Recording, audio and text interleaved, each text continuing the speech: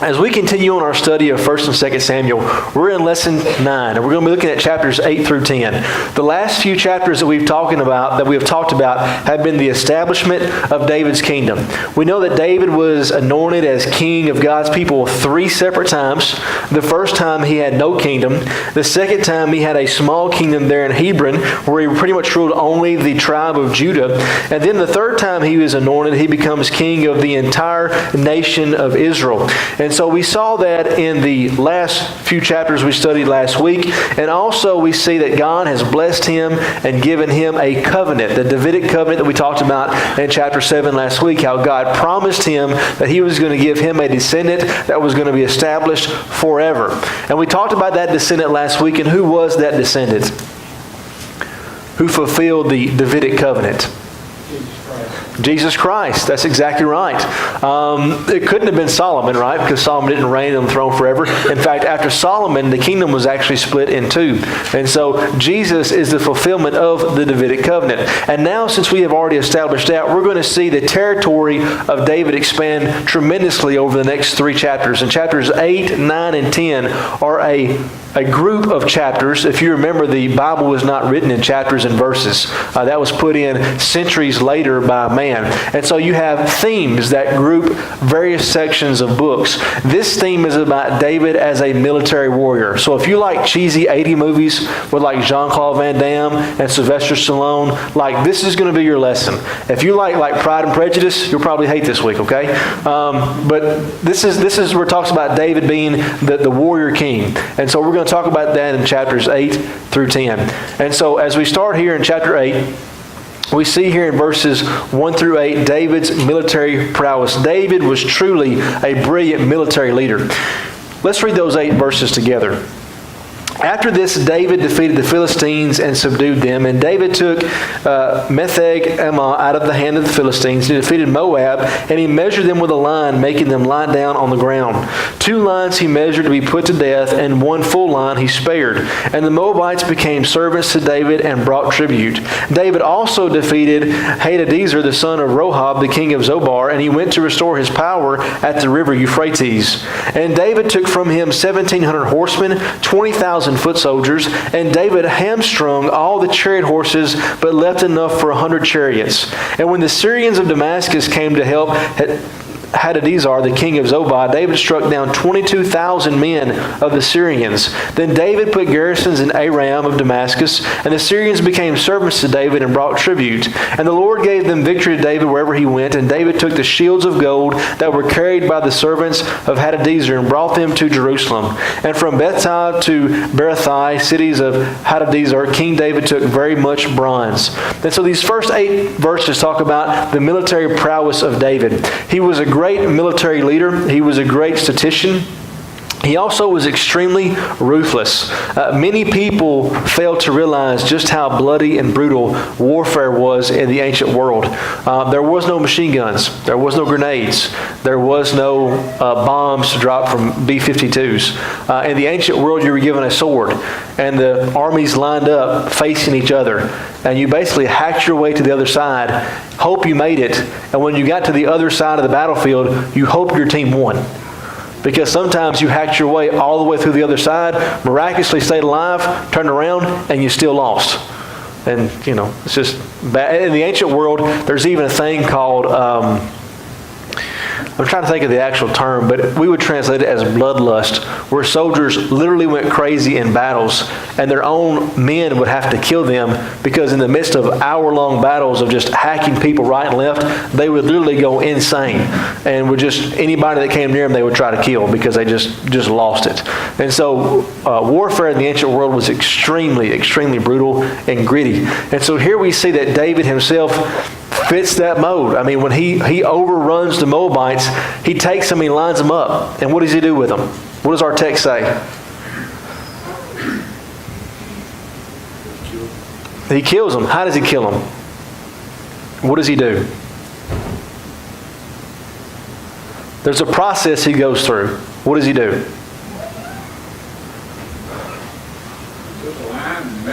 Yeah. He made them all line up, right? And he took 3 lines. 3 equal lines, okay? If you were in line 1 and 2, you were killed there on the spot. If you were in line number 3, you got to live, but you got to be a servant. I mean, imagine doing that at the end of a battle. I mean, that's pretty ruthless on King David's part. The chief city of the Philistines was Gath. The writer described David's military campaigns from west in verse 1 to east, verse 2, and also from north, verses 3 through 11, to south in verses 13 through 14, suggesting that Yahweh was with him and gave him victory in every direction. We're going to see here a map that's going to show just how David's empire stretched both north, south, east, and west during his conquest. The Philistines considered themselves to be legitimate heirs of the Egyptian rule in Palestine and had been so since the conquest of Joshua. They had kind of been the force to be reckoned with. And here David finally establishes that the Israelites were going to be the regional power in the region. And so the word Syrian in this text is not actually in the original. They're actually called Arameans, which is our present day Syrian. And at that time of the conquest, these were the residents around Damascus, which would later on become a great military power in and of itself. And so you can see just how vicious life in the ancient world was, especially when it came to the military. In verses 9 through 12, you see that tribute is dedicated to God. All the kings that are left standing, it was pretty much common in the ancient world, when you were captured, you were going to pay your taxes. And so things haven't changed very much, have they? I mean, death and taxes. And so here in verses 9 through 12, you see all these surrounding kingdoms bring their tribute to the Israelites. And pretty much the Israelites become the bully on the block, right? If you give me your lunch money, I'm not going to mess with you. Well, that's basically what they do. They send their lunch money to Jerusalem, to the Israelites, and David doesn't attack them. And so David amasses great amount of wealth. And a few chapters later, we're going to see that Solomon actually uses this tribute to build the temple of God. So even though David doesn't build the temple, the wealth that he brings in from these foreign nations, his son is going to use that, deplete the bank account, but he's going to build the temple. In verses 13 through 18, we're told about the leaders of the nation. Let's read those verses together. Verse 13. And David made a name for himself when he returned from striking down 18,000 Edomites in the Valley of Salt. Then he put garrisons in Edom. Throughout all Edom he put garrisons, and all the Edomites became David's servants, and the Lord gave victory to David wherever he went. So David reigned over all Israel, and David administered justice and equality to all his people. Joab, the son of Zeruiah, was over the army. Jehoshaphat, the son of Ahilud, was recorder. Zodak, the son of Ahitub, Ahimelech, the son of Abithar, were priests. And Sariah was a secretary. And Benaiah, and the son of Joadai, was over the Cherethites and the Pelethites. And David's sons were priests. And so here we have the talk here about how David is established as the leader. He established his empire firmly. He had relocated the capital. He had subdued his enemies. He had brought the covenant to the new capital. He had received the Davidic covenant. And so the writer here talks about the military conquest just to kind of put the cherry on top. God was with David, and he was able to do things that a man would not have been able to do if God was not on their side. And that's going to become more evident once we see the map of what takes place.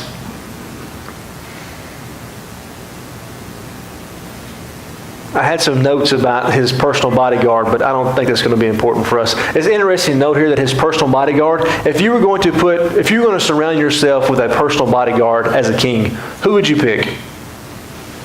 Would you pick your fellow countrymen, or would you pick foreigners? The biggest one you could find, didn't matter where he was from, right? Well, personally, I'd pick countrymen, right? People with the same ideology, people with the same background, people with the same beliefs, people who worship the same God I do, especially if I live in a theocratic nation like David did. But the text tells us that David didn't do that. His personal bodyguard was actually made up of Grecians. Why would he have done that?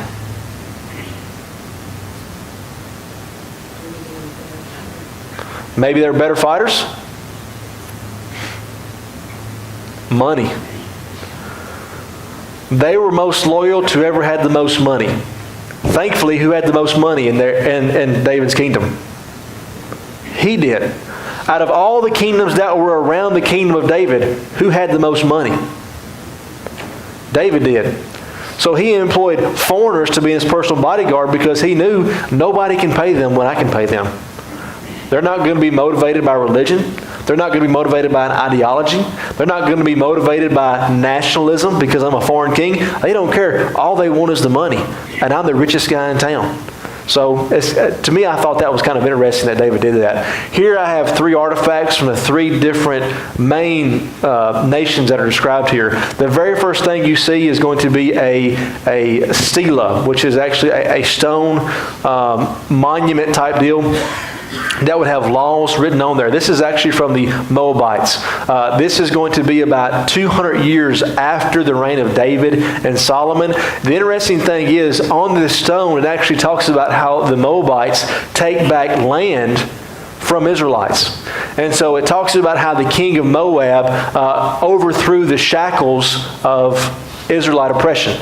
We know that after Solomon's reign, after the kingdom is split, the country becomes weaker and weaker, and the nations around them rise up. And this actually talks about the fall of the Israelites. What you see here in the middle is actually a goddess. It's an Edomite goddess wearing a 3-horned headdress. And so this kind of shows you what they would have put in their temples and what they would have worshipped.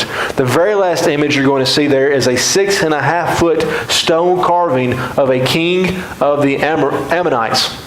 And so these are just kind of interesting things that would have been either in their temples or in the center of their cities in those days. So now we go on to chapter 9. And David takes a reprieve from his battles here in this chapter. And so David looks to honor Saul. Let's go ahead and read verses 1 through 12. And David said, "Is there still anyone left of the house of Saul that I might show him kindness for Jonathan's sake?" Who was Jonathan? Saul's son. And what relation did he have with David? Best friend, right? Okay. Now there was a servant in the house of Saul whose name was Ziba, and they called him to David, and the king said to him, "Are you Ziba?" He said, "I am your servant." And the king said, "Is there not still someone of the house of Saul that I might show kindness of God to him?" And Ziba said to the king, "There is still a son of Jonathan. He is crippled in his feet." The king said to him, "Where is he?" And Ziba said to the king, "He is in the house of Michar, the son of Ammiel of Libidar." The king David sent and brought him from house of Michar, the son of Ammiel at Libidar. All right, before reading on, which you may have already had, who is this guy? Jonathan's son? Is that Yeah, what's his name? Mephibosheth, right? Mephibosheth. I practiced that all day today, and I still butchered it. Oh well. Mephibosheth, all right? And so we're taught about him a little bit earlier, right? Why is he crippled in both of his feet? What happened there? The woman at the keep took off running and fell with him. That's right. And why did she take off running? Wish she got past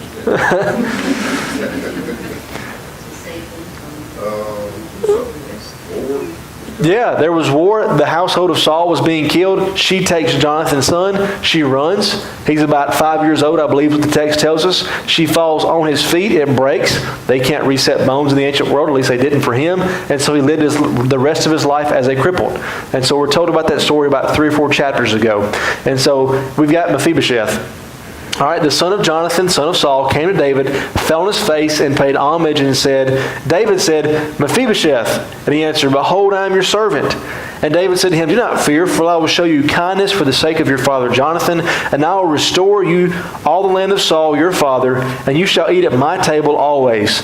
And he paid homage and said, "What is your servant that you should show regard for a dead dog such as I?" Then the king called Ziba, Saul's servant, and said to him, "All that belonged to Saul and all of his house I have given to your master's grandson. And you and your sons and your servants shall till the land for him, and shall bring in the produce that your master's grandson may have bread to eat. But Mephibosheth, your master's grandson, shall always eat at my table. Now Ziba had 15 sons and 20 servants. And Ziba said to the king, according to all the Lord the king commands his servant, so your servant will do. So Mephibosheth ate at David's table like one of the king's sons. And Mephibosheth had a young son whose name was Micah. And all who lived in Ziba's house became Mephibosheth's servants. So Mephibosheth lived in Jerusalem and ate always at the king's table. Now he was lame in both of his feet. It seems like the writer tried to put Mephibosheth in there as many times as possible, just to mess with us. Anyways, okay, so you've got this grandson. The interesting thing is, in the ancient world, what would have been the normal response for a king to do with a descendant of a previous king? Kill him without exemption. I mean, that was always the standard. What David does is drastically different than anything anybody else in the ancient world would have done. We don't normally kill our past bosses' kids. It's just not something we normally do in our society, right? And so for us, it's like, okay, he didn't kill him, no big deal. But in the ancient world, for David not to kill a descendant of Saul is a huge deal. It shows that he's not paranoid. It shows he's not consumed with wrath or revenge for all the things that Saul had done. He's not concerned about the kingdom being taken away from him. What is this showing ultimately? David's worldview. The Lord is with him. Yeah, the Lord is with him, right? He's conquered all these kingdoms that are bigger and stronger than Israel. He's got all this money. He's not concerned. Is it because of his own strength and power and might? No. David knows the fact that the reason he's blessed is because God is with him. And so he sees no threat in having Mephibosheth being in his kingdom and eating from his table and showing this type of generosity. Also, it shows that David is a man of his word. Why is that? That's right. When Saul finally realized that David was going to be the next king, he asked David to make him a promise. And what was that promise, Miss Kathy? That he wouldn't kill his descendants. That's right, that he wouldn't kill his descendants. Because Saul knew, if you're going to be the next king, what is the standard protocol in the world at that time? You're going to kill my kids. You're going to kill my grandkids. I mean, as a parent and grandparent, imagine that thought. And David is a man of his word, at least here in this instance. There's also some interesting things. Chapters 9 through 20 is a separate segment, really, in the grand scheme of 1st and 2nd Samuel. It shows the negative things about David's reign, whereas chapters 1 through 8 really focus on the positive, which is interesting because if you look at 1 Samuel, the same division is the exact same thing when it comes to Saul. We see that Saul, that section right there shows that Saul's goodness, right? Up to about chapter 13. Then from chapter 13 to chapter 31, you see Saul's downward spiral. And you're going to start seeing David's downward spiral over the next 11 chapters about how his, I don't want to have any spoiler alerts, but you're going to see some things happen in David's family that just are really sad. If Mephibosheth was 5 years old, which is what the Bible tells us, when Jonathan and Saul died on Mount Gilboa in chapter 4, verse 4, that means he was born in 1016 BC. All right? When David captured Jerusalem in 1004 BC, for you math majors out there, you math teachers, how old was Mephibosheth when David captured Jerusalem? No. Yeah. Born in 116. Born in 116. How old is he when David captures Jerusalem in 104? He's 12, right? Some of you guys weren't very good at math, were you? It gets a little confusing when you go like the other side of BC because you got to add and subtract, but it goes in reverse, and so it's a little odd. Yeah, he's 12 years old, okay? And so he's 12 years old. And so he already has a son. Verse 12 tells us this. He's already got Micah. So he's probably in his early 20s. People were frequently married in their teens in the ancient world. That was the case until recently. My grandmother was 15 when she got married. You don't have to raise your hand, but some of you in here may have been pretty young when you were married. Mary, when she had Jesus, was probably between 14 and 16. Not something we really think about most times, but that would have been the prime age for a girl to be married in the first century. And so they would have been young. I mean, as a father, I would kill somebody, but I'm just saying. So David provided for Mephibosheth's needs. But Ziba and his family cultivated that, and they would bring the produce from the land to David's house, to the king, and that kind of paid rent, if you will. Interesting parallels between David and God, I think. Mephibosheth, he's fallen. He's deformed as a result of a fall. He was hiding in a place of barrenness. Where he was at was one of the most unfruitful places of the kingdom. He was fearful of the king because of his descendants, because of his family's actions against David.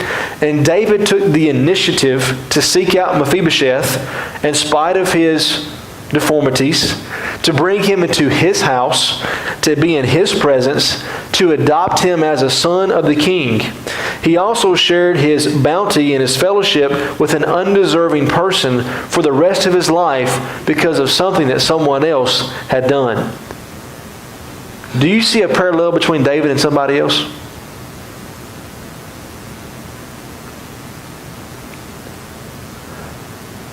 Adopting somebody who was unworthy to be in the king's table in his presence, adopting him like a son. Yeah, God, right? I mean, if you take God, replace it with David, and you replace Jonathan and put Christ right there, you would have God taking somebody in despite their deformities, eating at their table, being adopted as a son, not because of something that they have done, but because of something that Christ had done. And so it's interesting here, I think, to see the parallels between David and God, Jonathan and Christ in chapter 9 and what we understand as the rest of the Bible. And so there we have David and Mephibosheth, verses 2 through 8, and then David blesses and provides for Mephibosheth. Okay, now we're going to go on to chapter 10. Chapter 10 takes us back into the thick of the fight that David is fighting for his kingdom, and also sets up the stage for something that takes place in the next two chapters that we'll talk about next week. But let's read verses 1 through 5 of chapter 10. After this, the king of the Ammonites died, and Hanan, the son of, reigned in his place. And David said, I will deal loyally with Hanun, the son of Nahash, as his father dealt loyal with me. And David sent by his servants to console him concerning his father. And David's servants came to the land of the Ammonites. And the princes of the Ammonites said to Hanun, their lord, do you think because David has sent comforters to you that he is honoring your father? Has not David sent his servants to you to search out your city and to spy it out and to overthrow it? So Hanun took David's servants and shaved off half their beards and cut off their garments in the middle at their hips and sent them away. When it was told to David, he sent to the men, for the men who were greatly ashamed. And the king said, remain in Jericho until your beards have grown and then return. Okay, so the king dies of the Ammonites. Right? David's already subdued them. He's already defeated them in the past. They've been giving him money. The king dies. He's reigned for about 40 years. This is the same king that attacks Saul earlier in Saul's reign. So he reigned a long time in the ancient world for a king. 40 years is a long time. And so David sends some guys there, right? I mean, you know, it's kind of like if you can't go to a funeral, you send your kids, right? No? Nobody ever done that? When I was a kid growing up, my parents come home and say, you know, get your clothes on, we're going to the funeral home. I'm like, why? So-and-so passed away. I don't know so-and-so. Doesn't matter. You're going to the funeral, right? And so that's kind of how it is. So David says, you're going to send these guys over there, and you're going to tell them you're sorry his dad died. So they go, and the guys are in his ear, and they're saying, come on, man. You think David cared about your dad? I mean, this is David we're talking about. I mean, he doesn't care about anybody but money and land. These guys are here to see if there's any weaknesses in our walls. They're going to send an army. They're going to take everything because the money we're giving them every year isn't enough for the greedy Israelites. And so he says, you know what? You guys are right. You're probably right. So they shave off half their beards, which is a huge, huge faux pas in the ancient world. And what else do they do? Cut their clothes. They wear robes, right? So where do they cut their robes at? Here. Okay? What does that mean? Certain stuff was exposed. That's right. They were exposed, right? They were violated before all. Yeah, I mean, they shaved off half their beards and walk around naked. I mean, how humiliating would that be? And so David's upset. I mean, he's pretty upset. So he tells the guys, you guys stay in Jericho. put some clothes on, let your beards grow back out, then you can come back home and you won't have to be shamed in front of your whole families. And so after David does this, he decides, you know what? Retaliation is going to have to take place. And so here we see that in verses 4 through 7. And so the army of the Ammonites start to gather up an army. They ask for their friends to join in to fight against the Israelites. Everybody's paying taxes to Israel, so everybody's like, okay, that's fine. We'll fight them. And so here we see David defeats the Ammonites. Let's read verses 12 through 14. Verses 12 through 14 of chapter 10. Here you see Joab, while he's leading, the general of David's army is going into battle, and he says something to his men. His men are vastly outnumbered. They're being attacked on two fronts. They divide their men between him and his brother, who's also another general. And he says, if you get overpowered on your side, I'll come to your aid. If we get overpowered, you come to our aid. Listen to what he says in verse 12. Vastly outnumbered. He says, be of good courage, and let us be courageous for our people and for the cities of our God, and may the Lord do what seems good to him. So Joab and the people who were with him drew near to the battle against the Syrians, and they fled before him. And when the Ammonites saw that the Syrians fled, they likewise fled before Abishai and entered the city. And Joab returned from fighting against the Ammonites and came to Jerusalem. And so they're given victory. Joab says, you know what, we're vastly outnumbered. If you get overrun, I'll come to your aid, vice versa. But because they believed in the Lord, they were able to overcome their adversaries. A common theme in the Old Testament. Can you think of other battles where Israel was outnumbered and won? Because God was on their side? Was it Moses that had to hold his arms up? That's right. And he got so tired they had to hold his arms up for him, right? Yeah, that's one. Gideon. Yeah. Outnumbered 135 to 1, if my math is right.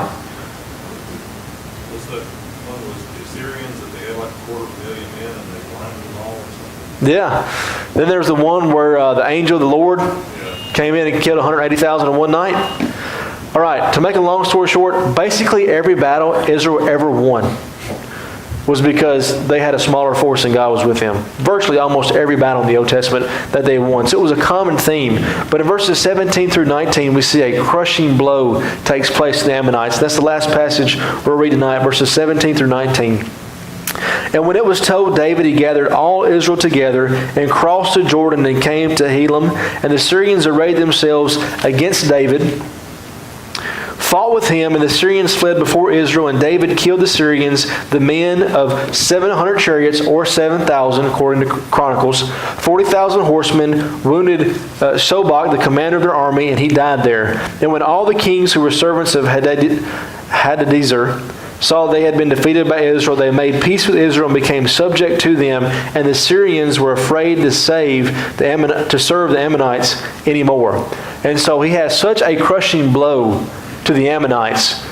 All the other nations quit. And they're like, we're out. Like, we're done. Like, we're going to go back to David, we're going to say we're sorry, and we're going to start bringing the money back again. The Ammonites are stubborn, and David's going to deal with them in chapter 13, or the end of chapter 12 again. But first we got to go through something in chapters 11 through 12 known as what? Bathsheba, right? So that's going to be our study for next week is David and Bathsheba. But we see a crushing blow here in chapter 10. Why do you think this section... the Bible isn't done in chronological order in most places, and it's not in Samuel. Why do you think chapters 8 through 10 take place before chapters 11 and 12? What's the main theme of chapters 8 through 10 that we did tonight?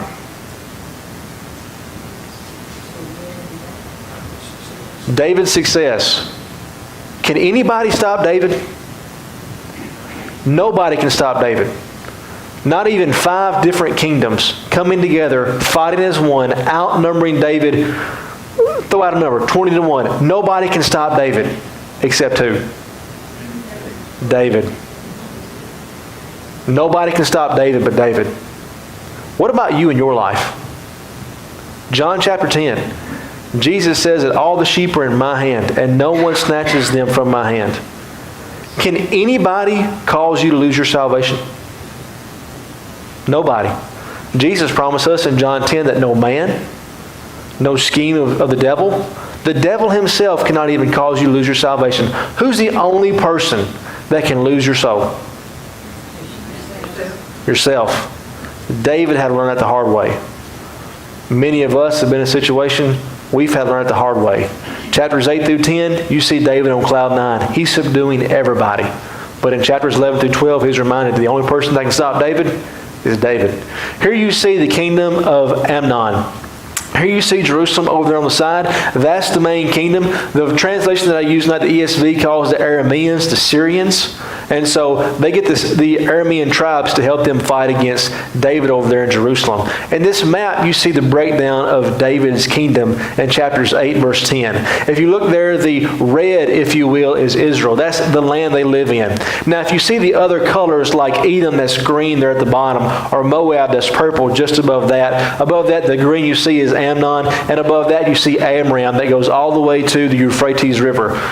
The red is Israel. That's where the Israelites live. The Israelites don't live in those different countries that you see there. So why are they included in the kingdom of David? That's right. They are vassal kingdoms, which means they have kings. They get to have their own laws. They can do whatever they want as long as they do what? Pay taxes. Right? And so here you see the wealth. I mean, David rules over more land outside of Israel than he does inside of Israel. That's just how much God has blessed him, and yet he almost loses it all in the next 2 chapters over lust and murder. Are there any questions or comments over chapters 8 through 10 tonight? I apologize for being more lecture than it was discussion, but I promise you, next week we'll have more time for interaction and questions and discussion. If that's it, we'll go ahead and end with a prayer. Thank you so much for your attendance tonight.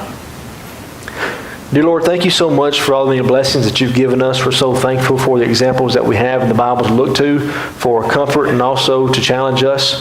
Dear Heavenly Father, we're so thankful for the fact that no one can cause us to stumble and that you will be with us and hold us up. But also, Lord, we know that we have to watch ourselves and that we can cause ourselves to leave your protective hand. Please be with each and every individual in this auditorium, in this congregation tonight. Help us to realize, dear Heavenly Father, that you love us, that you gave your Son for us, and help us to serve you, to love you, and to not fall away from you.